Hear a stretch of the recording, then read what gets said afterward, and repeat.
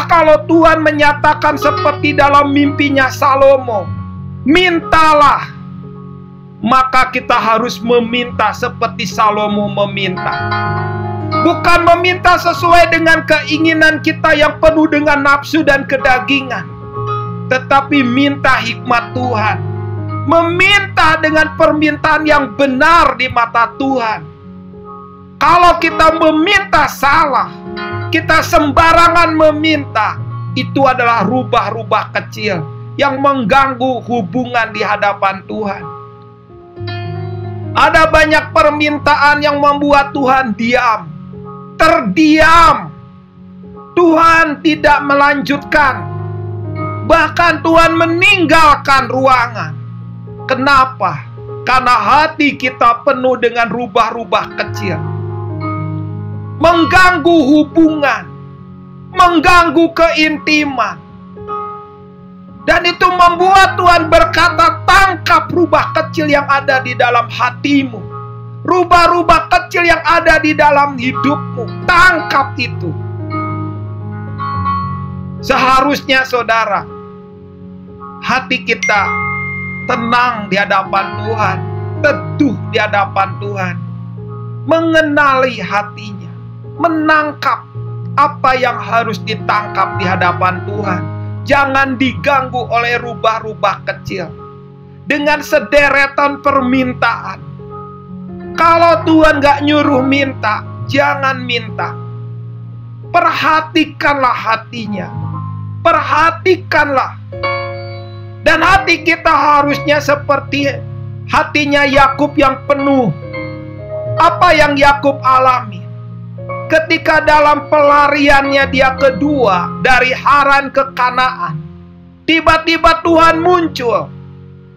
Ada peristiwa, beberapa peristiwa bahkan Tuhan muncul dalam sebuah mimpi supaya Yakub pergi, karena aku adalah Tuhan yang ada di Betel.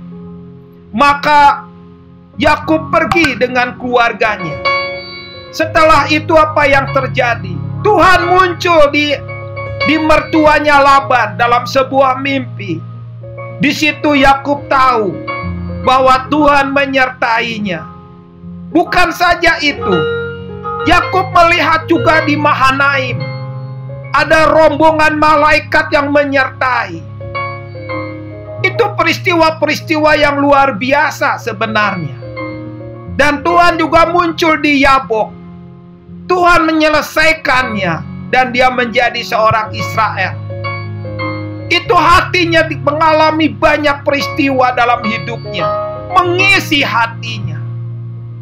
Dan harusnya kita juga mempunyai perkataan Tuhan dalam hati kita, mengalami firman Tuhan, mengalami rema, dan Tuhan menaruhkan ada banyak dalam hati kita. Maka lihat, tidak ada ketakutan, tidak ada kekhawatiran, tidak ada kegelisahan, karena hati kita penuh. Itulah hati Maria, hati yang isinya penuh dengan perkataan Tuhan. Dan itulah yang harusnya terjadi dalam hidup kita. Kalau kita lihat cerita kedua, yaitu seperti Petrus yang berjalan di atas air.